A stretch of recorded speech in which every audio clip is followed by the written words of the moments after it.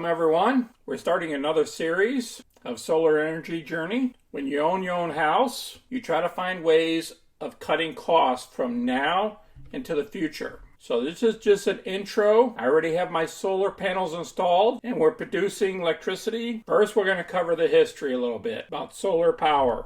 This document here is from Energy Efficiency and Renewable Energy. Solar power actually started back in the 7th century BC. And here's all the dates if you want to go through them or not. This is a great read for you. How does solar power work in your house? Okay, I just had mine installed a couple weeks ago, and I just got commissioned on the 28th of September. Now the folks will be putting the arrays, or if you want to call them panels, in certain parts of your house, the most optimized places. And then it runs to this insulators, runs to the DC, because you have to convert it from DC to AC. And then you got the meter, and then you got the box as well. And the surplus is sent back to the grid. Why I had solar panels installed, the first and foremost, I went after the reduced cost now and 25 years from now. So I performed a cost-benefit analysis. Secondly, receive a 30% federal tax write-off. Because as you guys know, I've been making money in the stock market lately, and this is going to really help out this year. The third item is to enhance or increase our property value. And the fourth item here is help Texas and environment for the future. Back a couple of years, we were without power in Texas, pretty much 80% of the state. Please place your questions or comments down below. Until next time, folks, this is Sonny. I'm out.